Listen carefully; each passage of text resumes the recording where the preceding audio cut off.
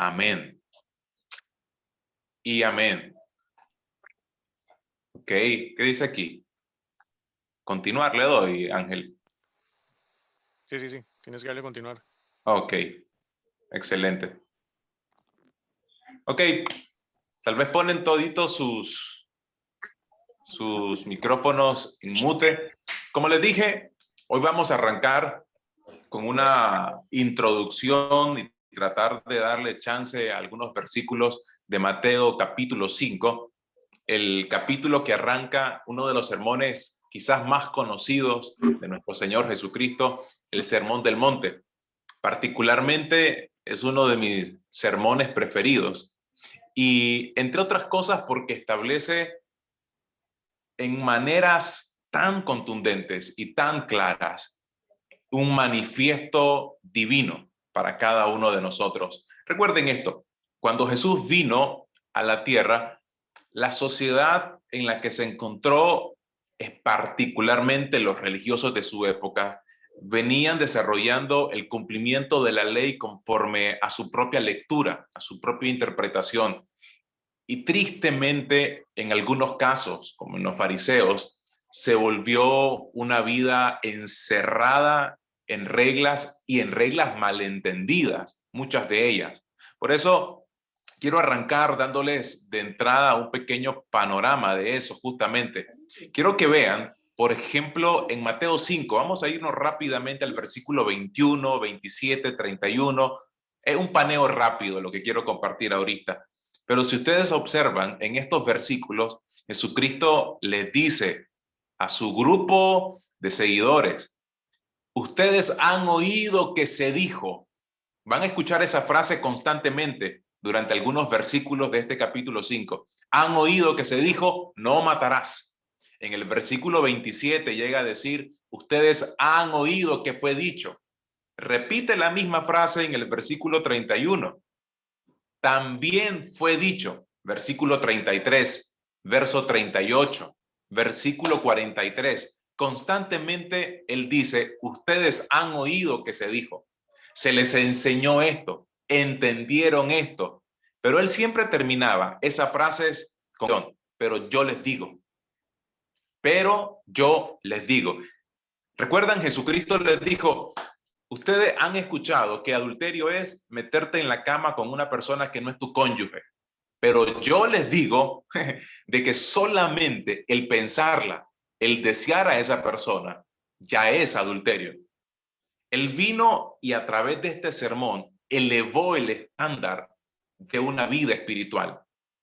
Por eso es para algunos eruditos, comentaristas, un manifiesto divino donde nos viene a dar claramente, de manera contundente, cuál es la característica de una persona creyente.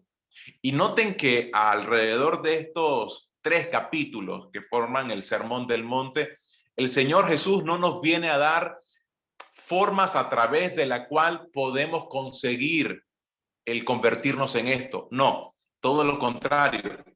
Es una descripción de cómo debería de ser la vida de nosotros, los creyentes. Entonces, noten algo que para mí es genial. ¿Cómo comienza? Por favor, vayan al versículo 1. Eso solamente como pequeña introducción. Pero el versículo 1 dice, Mateo capítulo 5, versículo 1. Cuando Jesús vio a la multitud, recuerden que lo seguía un grupo de gente bastante grande, subió al monte y se sentó. La descripción de sentarse era habitual para los maestros de la época. Enseñaban sentados. Se subía al monte. Algunos aducen que quizás de forma estratégica para que su voz pudiera ser proyectada de una mejor manera por cuanto era un grupo grande el que lo estaba siguiendo. Pero otros afirman de que hay un paralelismo entre lo que el sermón va a significar con aquellas tablas que recibió Moisés en un monte. Recuerden que los montes, en un sentido, permítanme decirlo de esta manera, tipificaban como esa autoridad que Dios iba a expresar delante de su pueblo, de la misma forma que tuvo un valor enorme aquellas tablas de los 10 mandamientos dadas a Moisés y al pueblo. De esta misma manera venía este sermón a establecer una relevancia para todo creyente. Entonces, sus discípulos se le acercaron y él comenzó a enseñarles diciendo, y por favor vean el primer versículo, bienaventurados los pobres en espíritu, porque de ellos es el reino de los cielos. Ahora, quiero que presten atención a algo. Esa palabra bienaventurados. Noten que el Señor Jesucristo comienza este capítulo 5, comienza el Sermón del Monte hablándonos acerca de la felicidad, hablándonos acerca de la satisfacción, de la dicha. El ser humano, todos, conscientes o inconscientemente, mis amigos, todos estamos buscando el ser felices. Todos, de forma consciente o inconsciente. Ahora, que lo hagamos de la manera correcta es otro asunto, por supuesto. Pero la sociedad ha estado en una constante búsqueda de la felicidad. Hasta películas tenemos que llevan ese título, En búsqueda de la felicidad. Y algunos la buscan a través del placer sexual, otros la buscan a través de los placeres materiales, otros a través del cumplimiento de ciertos objetivos en la vida, otros buscan la felicidad a través del sentirse satisfecho porque estás haciendo algo que soñaste en algún momento de tu vida, etcétera. Pero a mí me parece interesante la manera en la que Jesús comienza a enseñarnos acerca de la verdadera felicidad. Extraordinariamente usa la palabra makarios en el griego. Noten por favor conmigo que Jesucristo usa esta palabra que traducimos como bienaventurados, pero que en realidad en el griego es la palabra makarios. Esa palabra makarios significa una felicidad interna, profunda. Es un estado de felicidad. Noten esto, un estado de felicidad, un estado de bienestar. No es producida externamente y no puede ser tocada o afectada externamente. Por favor, presten atención a eso. No se produce externamente y tampoco puede ser producida externamente. Lo que quiere decir es que no hay nada que yo les pueda decir en este momento para que ustedes puedan vivir ese Macarios, esa bienaventuranza. No hay un paso 1, paso 2 o paso 3. No hay algo así por el estilo, porque es un estado interno de nuestro ser. La pregunta del millón es, ¿cómo se logra eso? Sí. ¿Cómo llegamos al punto de decir que podemos ser bienaventurados en nuestro peregrinaje espiritual? ¿En qué punto yo puedo decir, Alberto Rayo es bienaventurado? ¿En qué punto Ángel Pupo, Pastor Marcelo, Kevin podemos llegar a decir, soy bienaventurados? Y el mismo Jesucristo nos da la respuesta en ese versículo. Por favor, vayan conmigo una vez más a ese versículo 3 y noten que dice, bienaventurados los pobres en espíritu, porque de ellos es el reino de los cielos. Y esa palabra pobres es muy importante. Pero la pregunta que a mí se me vino de entrada es, ¿por qué comienza aquí Jesús? ¿Por qué vincula felicidad con pobreza? Y la pobreza de espíritu, por supuesto. ¿Por qué es esta la fuente de la felicidad? ¿Por qué? Piensen por un momento, ¿por qué Jesucristo estaría asociando pobreza con felicidad cuando en nuestra sociedad lo normal es que asociemos riqueza con felicidad? El tener y no el carecer. El tener usualmente es requisito para estar bien en algunas personas, pero el carecer en todo caso es requisito para sentirte mal. La gente se preocupa, se angustia por las cosas que no tiene, no por las cosas que le sobran, ¿sí o no? Se angustia por eso, pero aquí Jesucristo viene a decirnos, ¿saben qué? La verdadera felicidad, la fuente de la verdadera felicidad radica no en riqueza, sino en pobreza, y la pobreza de espíritu. Y aquí lo que Jesús está usando es lo que en figura literaria sería una paradoja. Y a mí me encantan las paradojas en la Biblia, porque cuando ustedes van, por ejemplo, permítanme compartirles algunas paradojas que encontramos en las Escrituras. Pablo, en Primera de Corintios, capítulo 3, verso 18, nos lanza una paradoja extraordinaria. Dice él, que nadie se engañe. Si alguno de ustedes se cree sabio según la sabiduría de este mundo, vuélvase como un ignorante. Noten cómo Pablo está usando esto para así llegar a ser verdaderamente sabio. A ver, Pablo, necesito ser ignorante. No tiene sentido. Pero una vez más, es una paradoja que nos enseña acerca de la humildad. Es una paradoja que nos enseña acerca de ser alguien enseñable siempre. Jesucristo mismo volvió a usar paradojas. Mateo 10, versículo 39. Por favor, vean si tienen su Biblia ahí en mano. Dice, el que se aferre a su propia vida la perderá, y el que renuncie a su propia vida por mi causa la encontrará. Si me aferro, la pierdo; si la suelto, la gano. No tiene sentido. Otra vez. Pero la enseñanza era una enseñanza de confianza, de dependencia.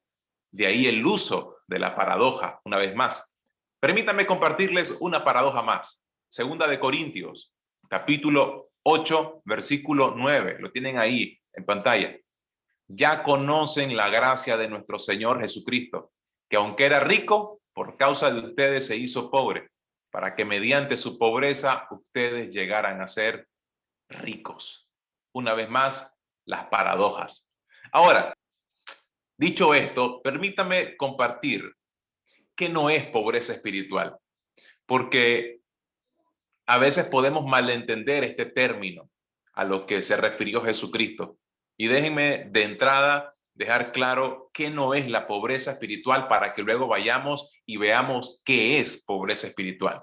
Número uno, no es alguien de baja estima. El pobre espiritual no es la persona que dice, yo no sirvo para nada, yo soy una miseria de persona, y confunde las cosas.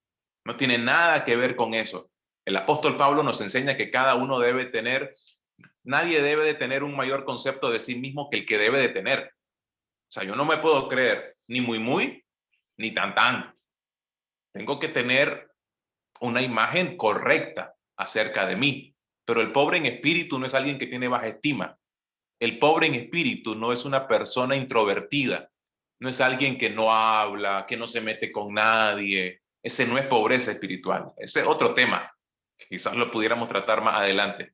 No es una persona oprimida o sufrida, porque hay algunos que aducen de que la pobreza espiritual tiene que ver con aquellos que han sufrido opresión o que han sufrido en las distintas etapas de su vida. Pobreza espiritual no es eso tampoco. Y no se refiere, por supuesto, a términos económicos. Aunque habían muchos pobres en la época de Jesús y muchos pudieron haber entendido esta expresión, pobreza en espíritu, como una pobreza económica. De hecho, había a veces una suerte de confusión porque el Evangelio de Lucas toma este mismo sermón, pero por supuesto hay algunas cosas que entre los evangelios se comparten y otras cosas que en todo caso no lo hacen. Y por ejemplo, Lucas dice que bienaventurados los pobres, porque de ellos es el reino. De ahí que muchos decían que era una pobreza económica a la que se refería, pero no. Mateo nos dice exactamente a qué tipo de pobreza se está refiriendo. Diego, para que vean algo que me parece interesante. Hay dos palabras para señalar dos tipos de pobreza. Hay una primera palabra que hace referencia a una persona que tiene lo suficiente para vivir, pero no posee nada más. Es el pobre que vive con dificultades. Esa es la primera palabra que en español se traduce como pobre, pero no fue la que usó Jesús. Jesucristo no usó ese tipo de pobreza. En todo caso, usó esta otra palabra de pobre que nosotros traducimos en español como pobre. Señala a aquel que carece aún de las cosas necesarias para vivir. Noten esto, se refiere al mendigo que depende de la bondad de otros para su existencia. Es uno que no tiene recursos propios. Ese es pobre. Esa es la palabra a la que está haciendo referencia Jesús. Se puede traducir como mendigo, pordiosero. Noten que son palabras bien duras. desamparados, pobreza absoluta y pública. Pobreza absoluta y pública. No tiene nada, absolutamente. No hay nada de lo que jactarse. No hay nada que pueda decir, no tengo mucho, pero tengo esto. No, no tiene absolutamente nada. Me gustó lo que dijo, recuerden nuestros amigos pastores, colaboradores que pueden escribir al grupo para intervenir en cualquier momento, si no, no suelto la guitarra. Me gustó lo que dijo Juan Calvino. Juan Calvino acerca de la pobreza en espíritu dijo esto: solo quien se ha reducido a sí mismo a nada y descansa en la gracia de Dios es pobre en espíritu. Presten atención a esto. Solo quien se ha reducido a sí mismo a nada y descansa en la gracia de Dios es pobre en espíritu. Spurgeon lo dijo de esta manera, Charles Spurgeon, el príncipe de los predicadores: no lo que tengo, sino lo que no tengo es el primer punto de contacto entre mi alma y Dios. Eso me encantó. No es lo que tengo, sino lo que no tengo, el primer punto de contacto entre mi alma y Dios. Los pobres reconocen que no tienen ningunos bienes espirituales. Saben que espiritualmente están en bancarrota. Sabe que está arruinado sin Dios. Ese es un pobre en espíritu. ¿Recuerdan las palabras de Jesús? Sin mí nada pueden hacer. Las palabras que encontramos en el Evangelio de Juan. Separados de mí, ¿qué dijo Jesús? Nada podemos hacer. Se despoja de todo orgullo, puesto que no tiene nada de qué sentirse orgulloso. No tiene nada de qué jactarse. No confía en sí mismo tampoco. Ese es un pobre en espíritu. No se jacta de sus progresos. Noten eso. No se jacta de lo que ha logrado. El apóstol Pablo llegó a decir, creo que se lo dijo a los corintios, le llegó a decir: ¿por qué se jactan de lo que han logrado como que si ustedes lo han logrado por sus propias fuerzas? Si todo lo que han logrado se lo ha dado el Señor. Ustedes podrán decir: no, yo me he esforzado. Sí, te he esforzado, pero la capacidad que tenés para producir te la dio el mismo Señor. Por lo tanto, aún aquello en lo que vos te has esforzado es gracias a que Dios te dotó de cierta capacidad productiva. Por lo tanto, no se jacta de sus progresos. Mira a los demás como superiores.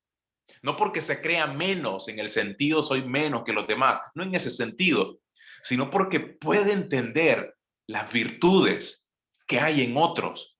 Es más fácil ver las virtudes en otros cuando ya has visto tus debilidades.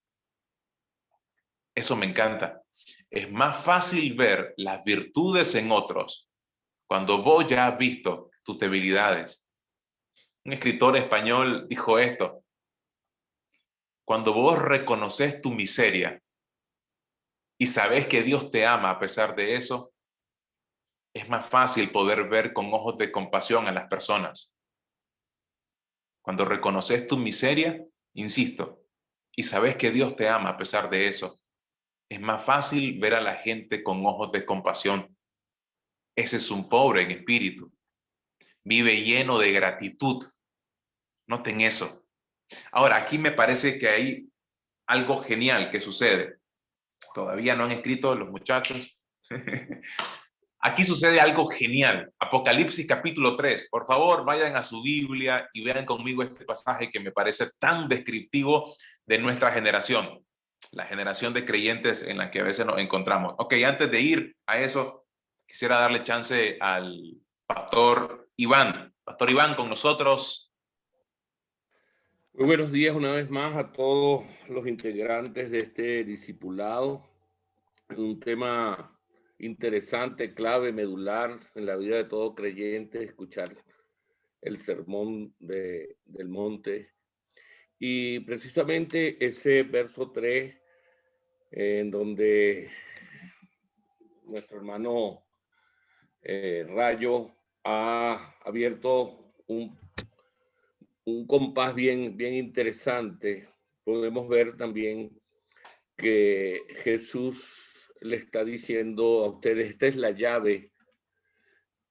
El partir de la condición de entender y estar claro en que nosotros no hay nada, que no tenemos nada que ofrecerle a Dios, que de lo que el corazón sale por la carga del pecado, uno de los icebergs es el orgullo, pensar que hay algo que pueda darte la oportunidad de disfrutar de eso, pero es todo lo contrario, es entender que necesitamos morir al orgullo, saber que la felicidad del creyente no depende de las circunstancias externas, no pueden ser afectadas, y me encantaron esos dos puntos. No la puedes producir, la produce la misma presencia del Señor. ¿En qué condición? En la condición de hombres y mujeres que entiendan cuál es la realidad nuestra como seres humanos, aún como seres humanos alcanzados por el Señor. Es un ejercicio constante de esta realidad. Jesús dijo en Mateo 11, 29, aprended de mí.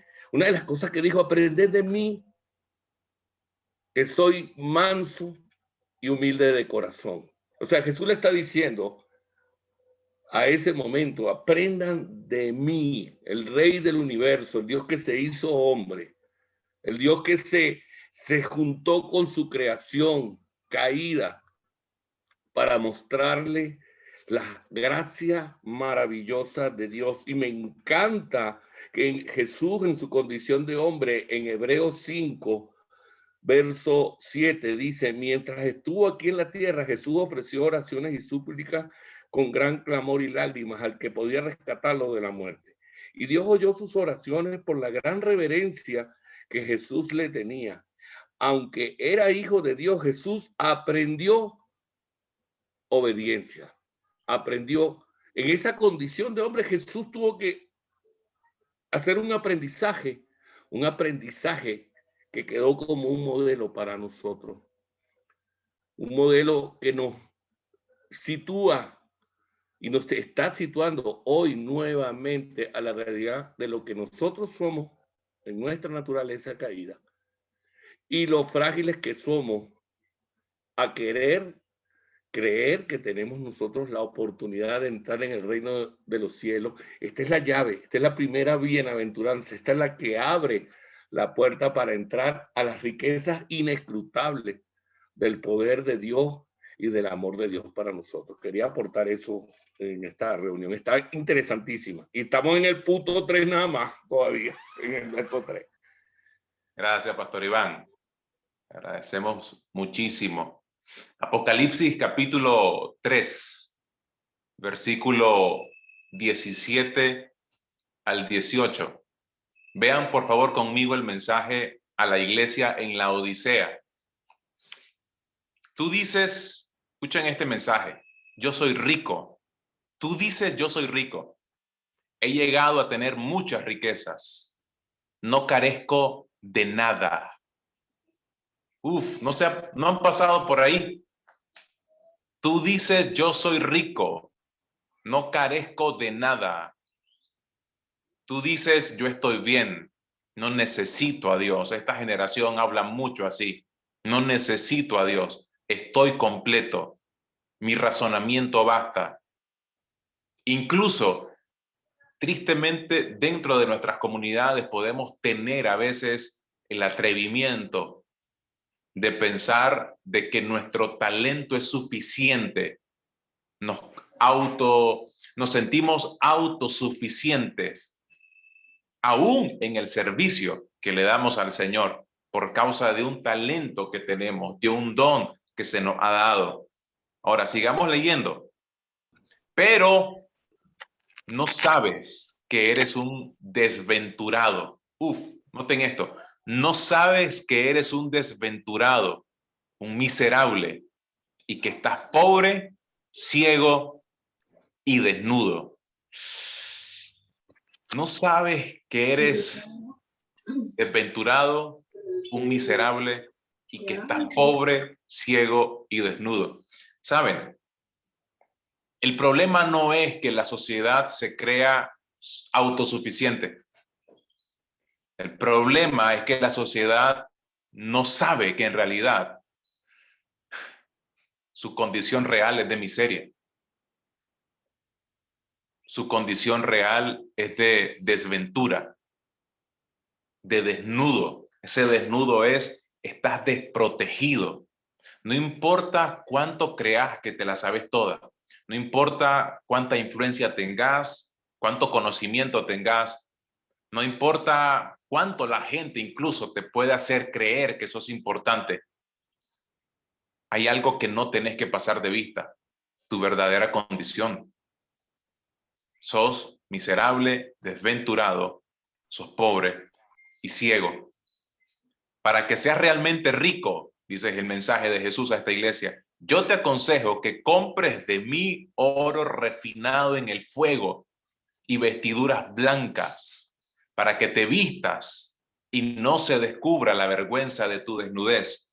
Unge tus ojos con colirio y podrás ver. Pastor Marcelo, con nosotros. Muy bueno el estudio de hoy. Qué bueno. Se escucha, ¿no? ¿Se escucha bien? Qué bueno que es estar, y eso es una mirada a nuestro corazón, ¿no? Qué bueno que es estar agudamente consciente de nuestro estado de perdición. Esto es buenísimo. Y también carentes de esperanza fuera de la gracia, hermanos. Esto nos hace no solamente mirar la cruz, sino también ir a la cruz cada día, porque somos necesitados de esa gracia, somos necesitados de Dios. Qué bueno es tener una mirada así de nosotros mismos, mirar nuestro corazón y darnos cuenta que realmente, ¿no? Nuestro estado, nuestra condición, que estamos perdidos sin Dios y que somos carentes también de esperanza en lo porvenir, si no fuera por la gracia de Dios, ¿no? Esto nos hace siempre, digo, mirar a la cruz. Y esto es buenísimo que nos pase. De esa manera Dios nos da a conocer que somos bienaventurados en Él. Esto quería compartir. Gracias, Pastor Marcelo. Quiero que vean la condición de esta iglesia una vez más. Autosatisfecha y superficial. Eran mendigos, ciegos y desnudos. La tragedia era que ellos no lo admitían. Esa era la tragedia. Tan aparentemente satisfechos y llenos que cabe ni Dios, que ni Dios cabe. Que ni Dios cabe. Ese es el problema de nuestra generación y de nosotros mismos incluso. Nos llegamos a sentir tan autosuficientes. ¿Saben cómo me doy cuenta cuando soy autosuficiente? Cuando me siento lleno. Cuando me doy licencia para dejar de orar, por ejemplo. Me siento autosuficiente cuando dejo de congregarme. Me siento autosuficiente cuando las escrituras ya no cobran en mí una pasión por querer leerlas, profundizar en ellas y en el proceso conocer el corazón de Dios. El problema de nosotros no es que somos débiles, sino que nos creemos fuertes. Ese es el problema, creernos fuertes. Por eso Pablo dice, hey, tengan cuidado, aquel que se crea firme, aquel que crea que está firme, no es el que está firme, sino el que cree que está firme. Esa condición de autoseguridad es peligrosa, porque esa licencia para que hoy yo no ore, mañana va a ser el detonador para que yo le dé espacio a una tentación. Yo necesito constantemente declarar mi dependencia en el Señor. esa va a ser en realidad la capacidad que yo tenga para vivir alineado a la voluntad del Señor. Kevin también quiere compartir con nosotros. Sí, ¿se escucha bien? Buenos Todo días bien, a todo bien. todos. Eso. Sí, solo para aportar en el tema, Paz, como hemos estudiado, el pobre es un dependiente de misericordia de Dios, el pobre en espíritu, de las palabras de Dios también, de la palabra de Dios. Y esta escasez, digamos, porque la pobreza viene siendo ausencia de algo, o sea, carezco de algo, no tengo algo, me hace falta algo. Esta escasez nos hace entender la gracia de Dios correctamente. ¿Por qué? Porque alguien que no es pobre en espíritu busca hacer mucho para ganarse la gracia de Dios como si pudiéramos hacerlo. ¿Sí? Si la gracia de Dios fuera por méritos propios, no sería gracia. Entonces, una persona pobre en espíritu entiende que la gracia es dada únicamente por Dios y que no hay nada que podamos hacer, ni siquiera por nuestras propias fuerzas o nuestra propia autosuficiencia, muchas cosas para ganarnos el afecto de Dios, el amor de Dios. Es que Dios me ama porque yo soy bueno y me porto bien. No, es que no depende de nosotros. Esa es una de las características de un pobre en espíritu, entiende que nada depende de él. Eso por un lado. Y como decía, la ausencia de algo es una pobreza. No tengo, soy pobre de esto. Entonces, apuntaba por acá en Juan 6, cuando los discípulos, Pedro le dice a Jesús, hey, es que ¿a dónde más vamos a ir si solo tú tienes palabras de vida? Es decir, la pobreza en espíritu también es entender que no tenemos ausencia de vida sin sus palabras. ¿Sí? Y este pasaje me encanta porque seríamos muertos sin sus palabras, ¿sí? Entre más ausente está mi propia humanidad, es decir, mi propio orgullo, mi propia autosuficiencia, entre más ausente, entre más pobre sea yo de mi propia humanidad, más establece la gracia y la misericordia de Dios conmigo. Antes no. Ese es mi aporte.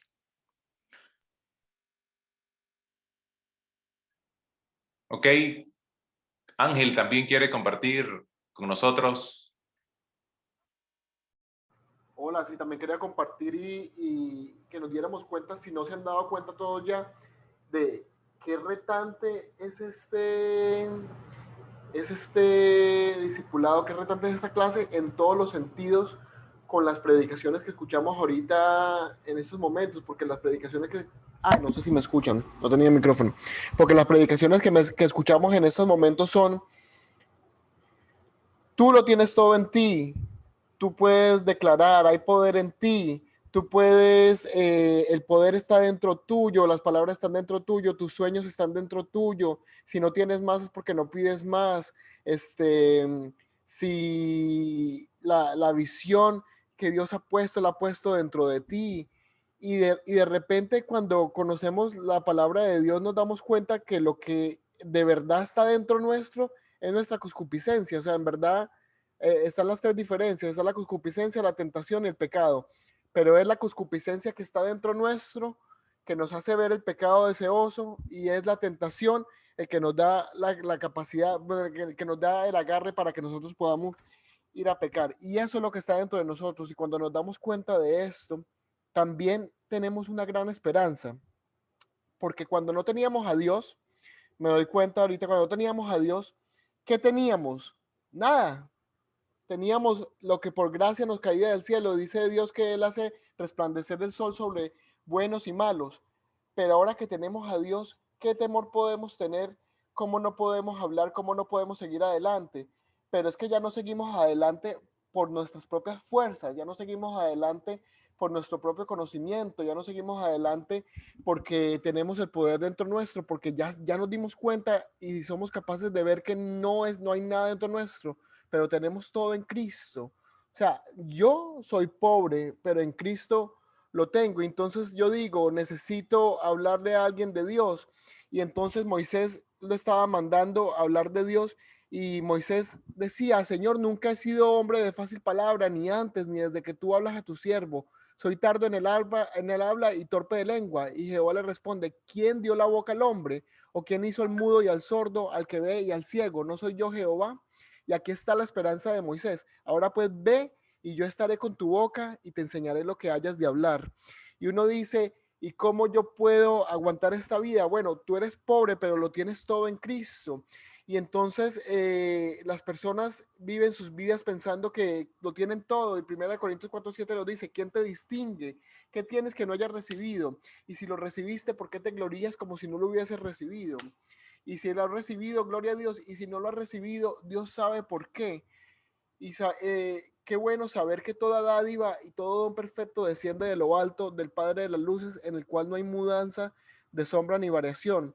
Hermanos, Dios nos dice que no nos va a dar nada que no podamos soportar, así que con lo que nos venga, Dios mismo está dando sus dádivas en nosotros para que nosotros podamos soportar y para que nosotros podamos seguir adelante y para que nosotros podamos hacer su obra.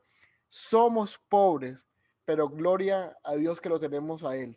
Por eso es que verdaderamente somos bienaventurados, porque ya no confiamos en nosotros mismos, confiamos en Él. Como dijimos en la primera clase de semillas, ¿cuál es mi única esperanza en la vida y en la muerte? Que no me pertenezco a mí mismo, porque si me perteneciera a mí mismo, soy la persona más miserable que existe en este planeta, porque en mí no hay absolutamente nada, pero que le pertenezco a mi Salvador, que no solamente me ha recibido como su hijo para que ahora clamemos a Abba Padre, pero que también se ha sacrificado por mí para justificarme, para santificarme y para glorificarme con Él algún día. Estamos bendecidos y de verdad que esta clase, ojalá que sea un punto para que discernamos todo lo que escuchamos allá afuera y todo lo que va contrario a esto, todas esas prédicas y todos esos sermones humanistas que te dicen que no necesitas a Dios. En realidad lo que te están diciendo es eso, no necesitas a Dios. Con cualquier religión puedes venir a Él, con cualquier capacidad puedes venir a Él. El poder está en ti, no necesitas a Dios. Qué bueno que sepamos que somos completamente dependientes de Dios. Y así como sentíamos antes que si perdemos nuestro salario nos vamos a morir de hambre, pero ahora sabemos que lo tenemos en Dios, sepamos que si algún día nos alejamos de Dios, nos vamos a morir de miseria porque no tenemos nada sin Él. Noten que la sociedad nos enseña, no necesitas a Dios, pero no solamente la sociedad. A veces nosotros mismos hemos sido enseñados, quizás conscientes o inconscientemente, voluntario o involuntariamente, bajo este tipo de premisa.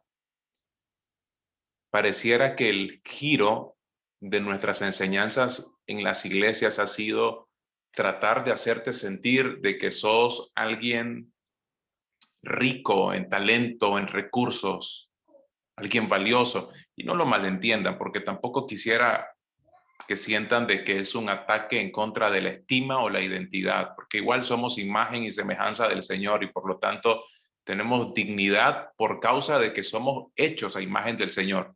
Eso está claro. Pero a veces tratamos de exacerbar, de resaltar tanto al ser humano que lo hemos llegado a convertir en un ser o desear convertir en un ser autosuficiente de tal manera que no necesite a Dios. Se nos dan una serie de herramientas, a veces en nuestras propias comunidades, tratando de decirte, ¿sabes qué? Si haces esto, esto y esto y esto, estarías exitoso en la vida. Ni siquiera tendrías necesidad de Dios. Cumplí con esto, cumplí aquello, simplemente visionate de esta manera y lo vas a lograr. Y tristemente ponemos a Dios lejos de la ecuación de la vida, porque a veces Dios simplemente forma parte del círculo de mi vida. Se los explico de esta manera. ¿Saben cómo a veces yo miraba la relación? Y voy a ser muy personal, conmigo mismo. Yo tenía a Dios acá en mi corazón, pero en la práctica, ¿saben cómo funcionaba? Yo tenía mis sueños, yo tenía mi familia, tenía mi trabajo, tenía mi salud y tenía a Dios en el círculo de esta vida donde el centro era yo. Dios giraba en relación a mis ambiciones, a mis propósitos, a mis deseos, a mi visión, etc. Pero eso solamente define que Dios para mí es un accesorio y no todo para mí. Y ahí es donde me tengo que dar cuenta que la pobreza en espíritu es, yo no merezco estar en el centro. El centro tiene que estar Jesús. Yo no merezco estar ahí. Yo necesito que Él esté en el centro. para que mi vida cobre relevancia, para que mi vida en realidad tenga sentido. De otra forma, mis estimados, tristemente lo que estamos haciendo es volver a Dios un accesorio en la vida de muchos de nosotros cuando no entendemos nuestra verdadera condición de pobreza espiritual. Pastor David, desde Cuernavaca, México, con nosotros. Sí, buenos días a todos. Qué bendición este discipulado.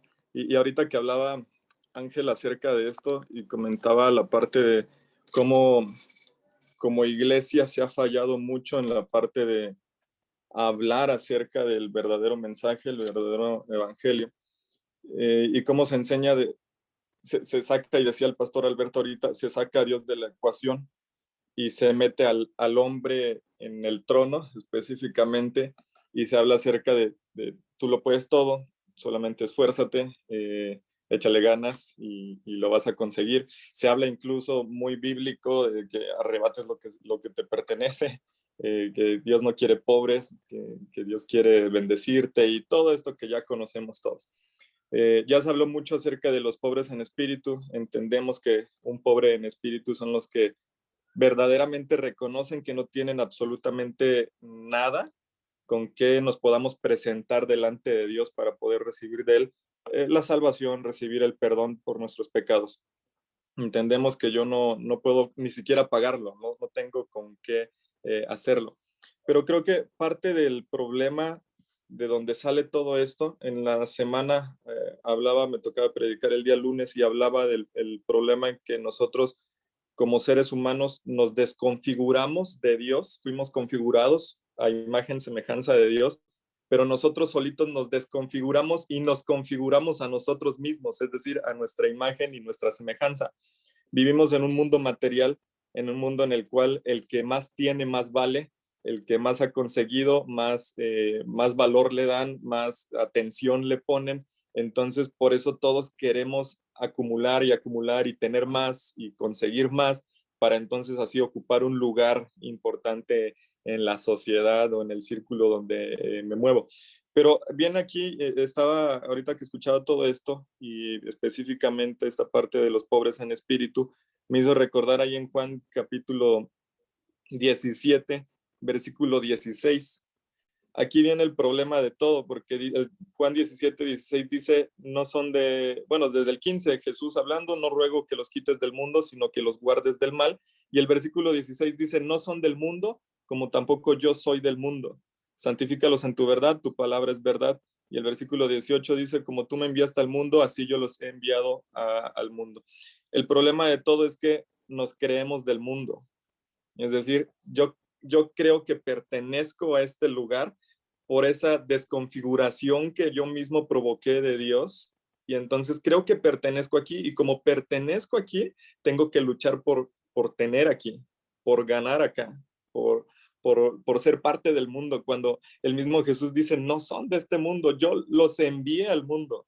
Es decir, han sido enviados, ¿para qué? Para anunciar el mensaje que tú y yo ya conocimos, que tú y yo hemos escuchado.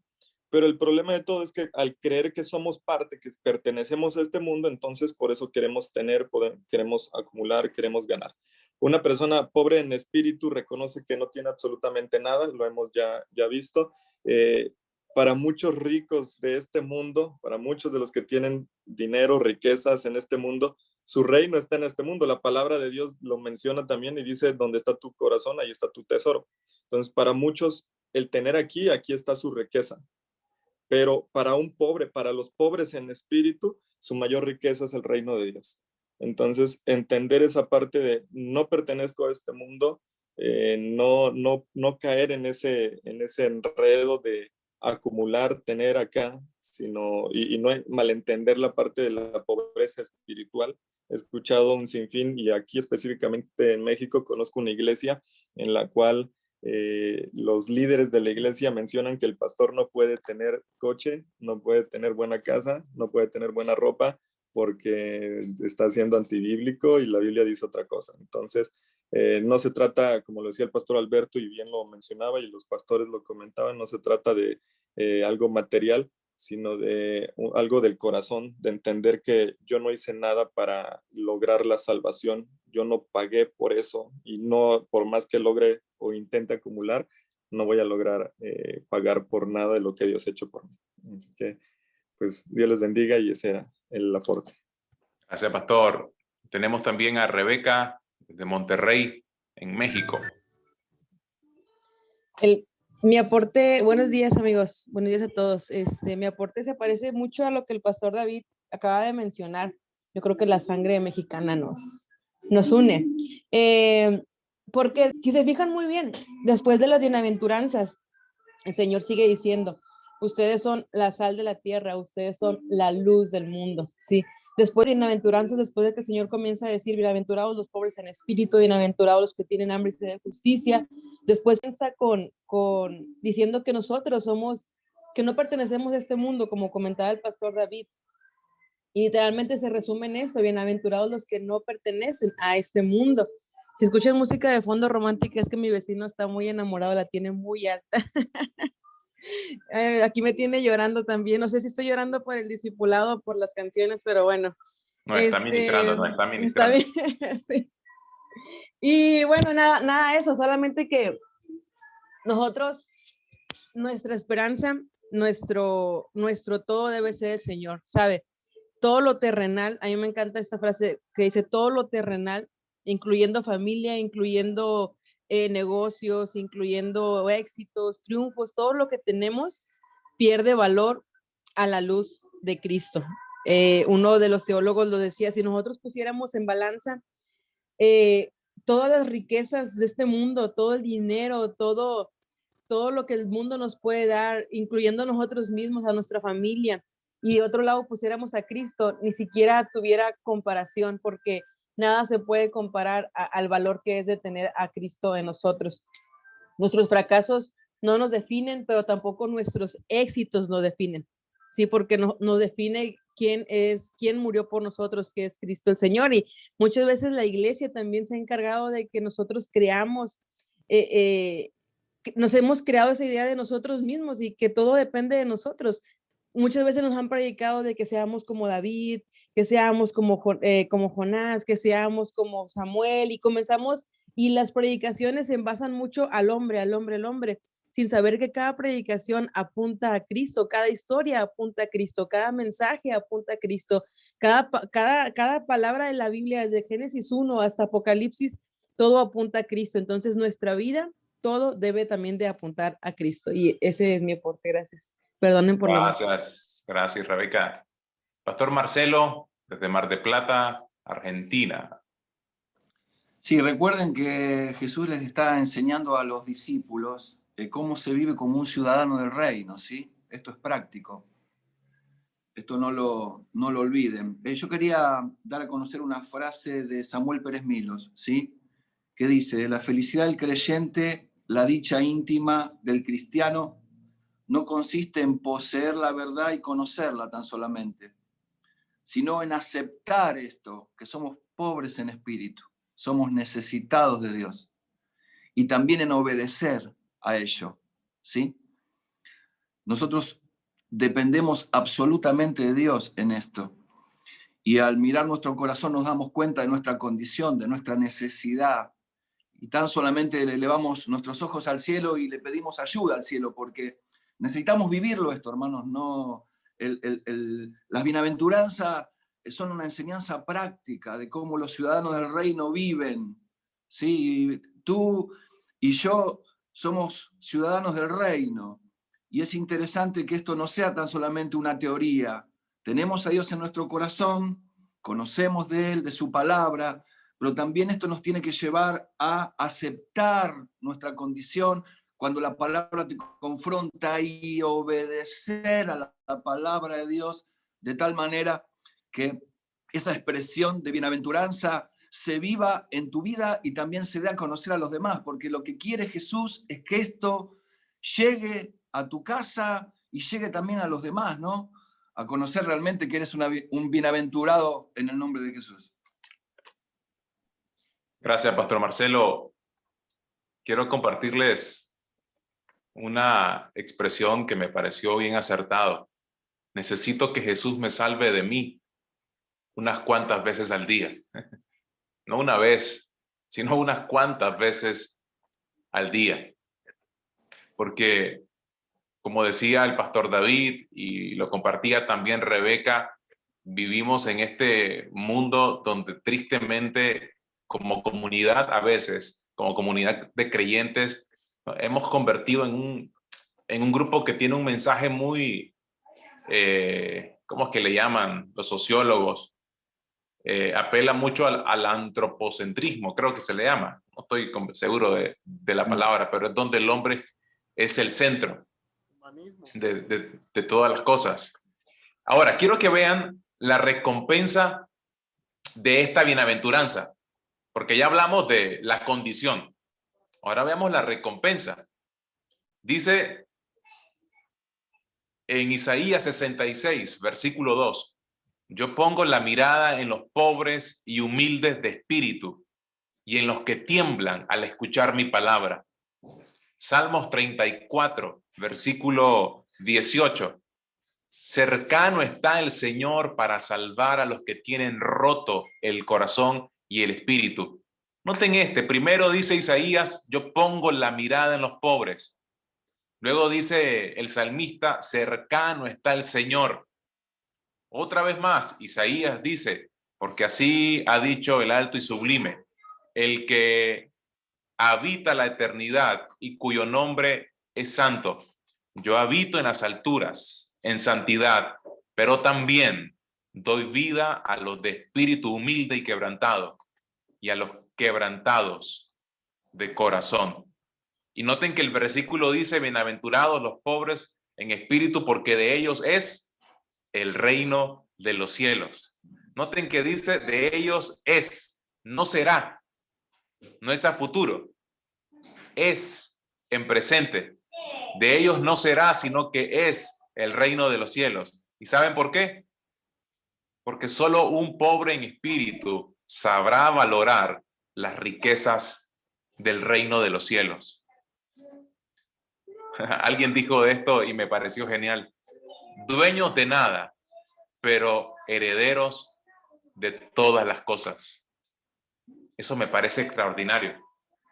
Dueños de nada, pero herederos de todas las cosas. Si ustedes me preguntan cuál sería la definición de un pobre en espíritu, para mí tendría que ser esta. Dueños de nada, pero herederos de todos, de todas las cosas. No soy especial porque tenga algo que llame la atención de la gente. Hay una canción, ¿recuerdan esta canción? No sé lo que viste en mí para amarme tanto así. Tanta paciencia, tanta misericordia me hiciste deseable para mí. Y todavía uno puede decirlo en forma de oración, Señor, no tengo la más mínima idea de lo que viste en mí. Porque ahora que yo me conozco a mí mismo, me doy cuenta de lo miserable que soy. Porque ahora que me conozco a mí mismo y sé cuál es mi verdadera condición, tu gracia cobra en mí una magnitud que antes no tenía. No vas a entender la gracia del Señor en su magnitud si no has entendido la magnitud de tu pecado, de tu miseria. Eso es increíble, porque no es lo mismo confiar en una gracia cuando yo me siento fuerte y rico, a confiar en una gracia que me ama y me abraza cuando yo me siento desnudo y miserable. Eso es extraordinario. Entonces eso me lleva a entender de que el pobre en espíritu, una vez más, dueño de nada, pero heredero de absolutamente todo. Pastor Iván, vamos a ir terminando por acá, pero el Pastor Iván antes va a compartir con nosotros. Pastor Iván.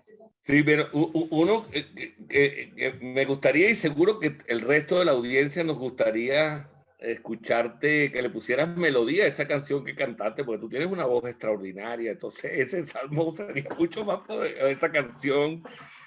Sería El maravilloso. pastor Marcelo dice que gracias a Dios que él me dio un talento para enseñar y no para cantar. Es broma. Pero fíjate que es tan importante esa frase: soy pobre en todo, pero rico en la presencia del Señor. Y citaste Isaías 62, 66. Y yo quiero compartir también de Isaías, el capítulo 57, verso 15. Con esto de reconocer nuestra condición, y al reconocerla, ver la llave, lo que abre a nuestros ojos, a nuestro corazón, las riquezas inescrutables que no pueden ser calculadas, las mismas riquezas que habló Pablo en Efesios. Bendito sea el Dios y Padre de nuestro Señor Jesucristo, que nos bendijo con toda bendición espiritual en los lugares celestiales. Somos hipermillonarios celestialmente cuando tenemos esta condición. Isaías 57, 15 dice: el alto y majestuoso que vive en la eternidad, el santo, dice: yo vivo en el lugar alto y santo con los de espíritu arrepentido y humilde. Restauro el espíritu destrozado del humilde y reavivo el valor de los que tienen un corazón arrepentido. La condición sine qua non para disfrutar, acceder al reino poderoso de Dios, es que reconozcamos, número uno, como lo hemos visto hasta este momento, nuestra condición. Reconozcamos que somos tan sensibles a tomar nuevamente, como lo dijo el pastor David, resetearnos a cada instante y darnos cuenta que solamente al ver, contemplar y reconocer nuestra condición, nos podremos colocar en el lugar correcto, en el lugar de la humildad, del reconocimiento y en la dependencia absoluta de aquel que nos dice: aquí está la llave del reino poderoso y maravilloso que está disponible para ti. Dios les bendiga. Así es, pastor. Kevin. Sí, gracias. Algo súper rápido para terminar. Pensando en la recompensa o el resultado de la pobreza en espíritu, es el reino, es heredar el reino de los cielos. Pero estaba meditando en esto. El reino de los cielos es invisible. Dice Romanos 14, 17 que no es comida ni bebida, sino es justicia, gozo y paz en el espíritu. Son cosas invisibles. Todo lo que tiene que ver con el reino de los cielos es invisible. Y todo lo que es invisible es eterno. Todo lo temporal tiene fecha de vencimiento, se va a terminar, va a pasar, termina. Pero lo eterno es invisible. Por eso Pablo decía: puesto los ojos en las cosas de arriba. ¿Sí? Y interesantísimo, porque la recompensa es invisible, la recompensa no es aquí, porque a veces pensamos: es que yo creo que Dios me va a bendecir, pensando en que vamos a tener premios acá. ¿Sí? Pensando en que los premios vienen aquí en la tierra. No, la mirada puesta en Jesús, el autor y consumador de la fe. Y vean Moisés. Moisés en Hebreos 11 dice que explica cómo Moisés renunció a las riquezas, ¿verdad?, de Egipto, y él decidió algo diferente. Dice a partir del verso 26, Hebreos 11:6, teniendo por mayores riquezas el vituperio de Cristo que los tesoros de los egipcios, porque tenía puesta la mirada en el ¿qué? Galardón, recompensa, premio, ¿sí? Y dice: por la fe dejó a Egipto, no teniendo la ira del rey, porque se sostuvo como viendo al invisible. Vean qué interesante. Isaías 43 dice: he aquí Jehová el Señor, 43:10 de Isaías dice: he aquí Jehová el Señor vendrá con poder y su brazo señoreará. He aquí su recompensa viene con él. Es decir, la recompensa no es aquí. El reino de los cielos no es que soy heredero del reino de los cielos, entonces voy a tener un premio. No, el premio mayor es un día estar con él para la eternidad. El premio no es acá, la recompensa no es acá, la recompensa no es algo que termina, la recompensa es eterna. El reino de los cielos es cosas invisibles, por eso lo invisible es eterno, lo visible es temporal. Eso es mi aporte. Gracias, mi estimado Estaba recordando otra canción a propósito de que el pastor estaba hablando de canciones.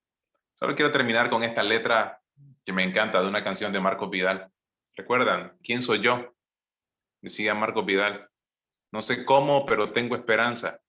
No sé cómo, pero sé que soy feliz. El pobre llega a poder decir eso. No sé cómo, pero soy feliz. No sé cómo necesito tanto, carezco de tanto y a la vez soy feliz. He tratado tantas veces de encontrar una razón que justifique el porqué de tanto amor. No sé cómo, pero sé que soy distinto. No sé cómo, pero Él me transformó. Y no fue mi propio esfuerzo lo que me hizo ver la luz. Fue su sangre derramada en la cruz. Ese es un pobre en espíritu. Alguien que entiende que la sangre es lo que finalmente nos dio valor. Es lo que finalmente, precisamente porque fuimos comprados por ella, es que tenemos el valor. Que no nos pase, mis amigos, como le sucedió a la iglesia de la Odisea, que nos creemos ricos, especiales, talentosos, ignorando que en realidad somos todo lo contrario.